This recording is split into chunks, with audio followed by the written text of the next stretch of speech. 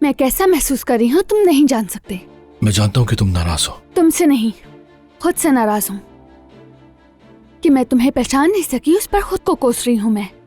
आयशा, मैंने वो कागजात तुम्हें नुकसान पहुंचाने के लिए इस्तेमाल नहीं किए और कभी ऐसा करने का सोचा भी नहीं मैंने। तो फिर क्यों किया? 1000 बार सोचूं तब भी मेरे जहन में किसी के लिए ऐसा कुछ नहीं आएगा।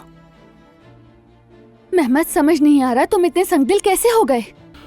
आयशा, मैं जानता हूं मैंने बहुत कुछ गलत किया है, लेकिन हम सब कुछ दोबारा शुरू कर सकते हैं अगर तुम मुझे माफ कर दो तो। नहीं कर सकती मेहमद, माफ नहीं कर सकती।